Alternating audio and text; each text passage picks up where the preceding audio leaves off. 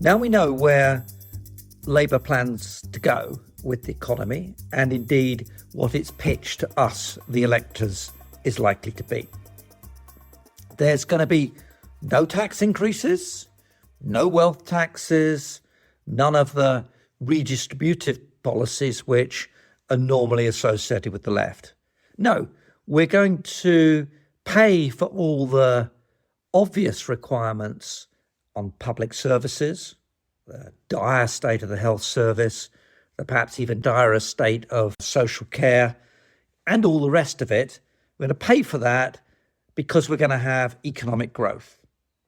Indeed, the Shadow Chancellor believes that it's possible to promise the highest level of economic growth by the end of the next Parliament in the whole of the G7. Now, either the other G7 members, all of them, have to do badly, or Labour's economic policies have to be spectacularly successful. Now, there's nothing wrong with the idea that as an economy grows, there's more money available for public services. Indeed, that's what's been going on since the Second World War. The question is the policy, or rather the policies that are supposed to deliver this highest rate of growth in the G7, are they coherent? Do they add up? Or are there major gaps to be filled? And here, there are basically two questions. The first question is, where's all this economic growth going to come from? And the second question is, where's the money going to come from to underpin the investment to deliver that economic growth?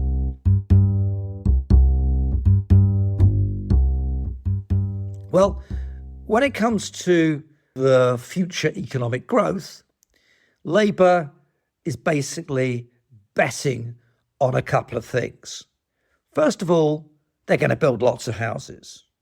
Well, every government since the Second World War has been in the business of building lots of houses. 1950s, we used to build 300,000 houses a year. Now we aspire to that, but it's proved pretty difficult. So are the houses going to get built? Well, Labour has a number of suggestions or proposals or policies as to how to make all this happen. And the leading one appears to be let people build on the green belt. Now, it's not as if we have a sort of open and unpopulated country. We are one of the most highly densely populated countries in the world. And the green belts are in precisely the areas where population pressures and intensity of occupation is highest. They're there to be the lungs of the cities, and they are not well looked after. They're not very green. But the alternative policy Labour could have had is to make green belt actually green while focusing housing inside the green belts and in particular in urban areas. But the builders love greenfield. It's easy, it's accessible, and people pay top pounds for the houses that then get constructed. People don't want lots and lots of houses around them. They want nice, shiny executive houses, and they want them in green countryside. And the trouble with all that is that that's not what Labour's supposed to be about. It's supposed to be about opening up the housing ladder to lots of others. And of course, the building industry has to get going. And we're in an inflection point from a world of 30 years of extremely low interest rates, indeed negative real interest rates. We're now back to 5% plus. And that means that the affordability of houses is going to be tough. That means house prices are under pressure. And that means the builders and their land banks, etc., are not worth what they thought they were. I suspect that the next 5 years or 10 years in the housing market is going to be very difficult than the one that we've had for the last 25 years. But that's housing, bricks and mortar. The other component of Labour's growth plan is that it's going to have a shiny net zero economy.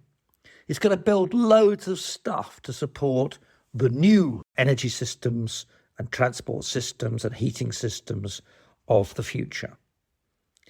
And it's so ambitious about this that it's going to try to get to net zero for the power sector by 2030. In other words, it's going to take where we are now and get to that complete decarbonisation of the power sector in 6 years. Well, as they say, pigs might fly, and these pigs might fly, but it's extremely unlikely. Indeed, it's worse than that. By going flat out to achieve a, frankly, pretty silly target, the result will probably be higher costs and more dislocation than otherwise would have happened. 235, the Conservatives' target, is very ambitious, and it probably won't be met either, but 230 is frankly almost ridiculous. And what's more, Labour tells us, or rather, let's be clear, Ed Miliband tells us, that this is all going to be fantastically cheap. We're going to have lower electricity prices, the same kind of nonsense that Grant Shapps talks, as a result of these cheaper forms of electricity generation. Well, good luck with that. There's not much evidence to support that proposition, and the proposition itself is based on a combination of wishful thinking and taking an extremely narrow view of what determines the costs. What I think is much more generally being recognised, what the Windsor report on transmission, for example, highlights, is that going from a fossil fuel system to a net zero energy system is a system problem. It's not enough to have a low-cost offshore wind farm or onshore, although, by the way, the costs are now rising, the supply chains are stretched, etc., etc. You have to have the entire transmission system. You have to have the backup for intermittency. Low density, intermittent, geographically dispersed energy sources are a whole new ballpark. And there's nothing wrong with that. We're going to go that way almost certainly, but getting from here to there is not cheap. And of course, all the materials have to be available, and they're not. You can wait 4 years for a transformer, for a transmission system, and that's after you've got planning permission. Sure, you can halve the planning permission and industrialise the countryside, and as they say, good luck with that too, but you still face 4 years plus 7 is 11, which I think is nearly twice the timetable that Ed Miliband's got to get to 230. This isn't sensible. This is going to be expensive. And if Labour thinks that this is the route to free up resources to spend on public services and therefore not have tax rises, they are, I think, playing a quite dangerous game. And then there's all the gigafactories that are going to be built. All those battery factories, all those electric car industry factories, and presumably all the other factories to make the cables, to refine the minerals and dig the minerals up, all the other stuff that's required. Well, the trouble with that is that that's going to cost a lot of money, and that brings us to our second question with the Labour policies. Where exactly is the money coming from?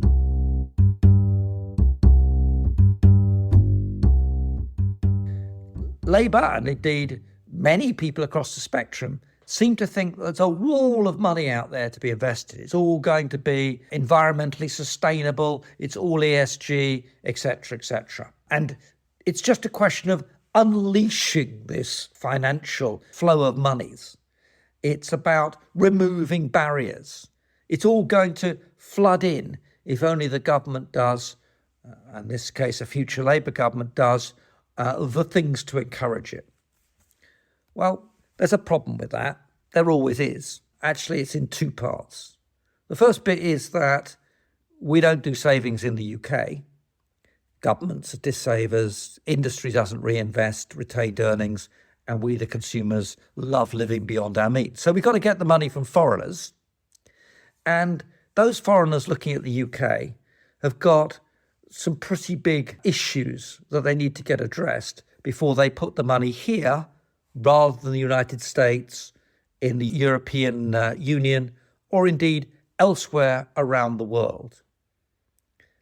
Little England, the UK after Brexit, is not some kind of big player on the world stage that we all, I think, imagine in this vision of a post-Brexit Britain leading the world, etc., etc. No, we're a bit part player. And what's more, we're a pretty risky bit part player after Brexit. The currency is vulnerable. The current account, the balance of payments, is in a dreadful state. And we're turning not just to import the capital, but import more and more of the stuff that will be needed for this energy transition that Labour plans going ahead. Now, it's doable, but you have to recognise that the only point of finance is to find funding for the payment of the interest, the payment of the dividends, and the repayment of capital. Without funding, there is no case for finance. And that's a problem which Ed Miliband, in particular, doesn't seem willing to answer. Who's going to pay the interest, the dividends, and the capital back? Is it going to be taxpayers or is it going to be consumers? And how's that all going to marry up with affordability? You can pretend that these challenges don't exist. You can assume them away by assuming that all the net zero stuff's going to be cheap. But then, if it's all so cheap, why isn't it happening already?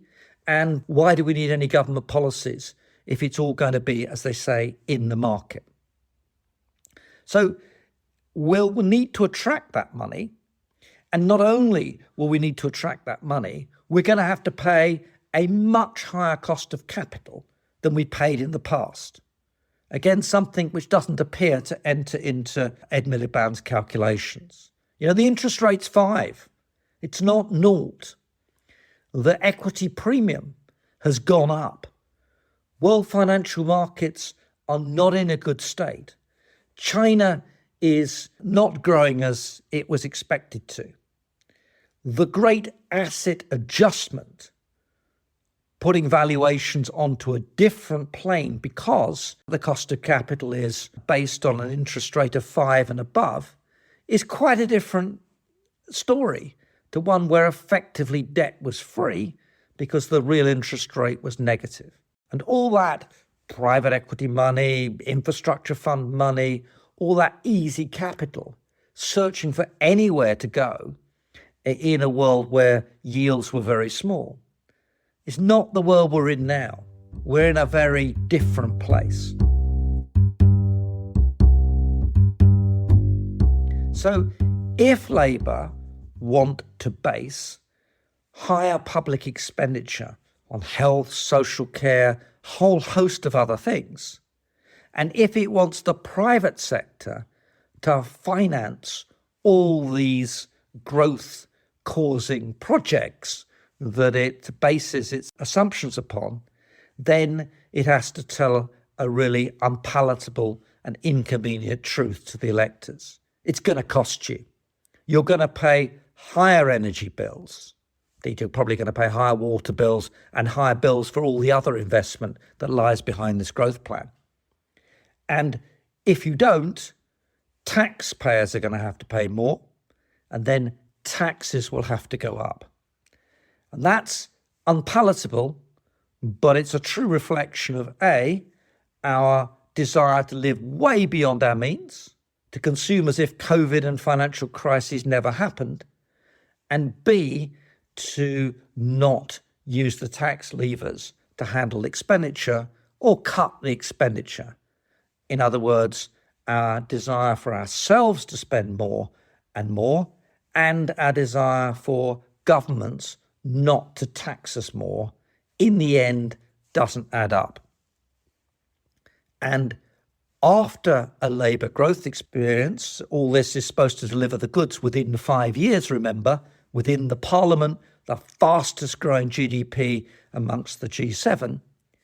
All of that is potentially going to become part and parcel of a more fundamental rethink about the role of the state and the size of taxation and the size of public expenditure within our economy.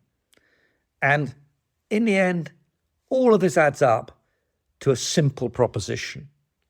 Someone at some stage is going to have to confront the British public with the reality that it has to live within its means, that it has to be a sustainable economy based upon sustainable consumption and sustainable investment. Right now, it's pretty clear it isn't sustainable. Therefore, it will not be sustained. Thank you.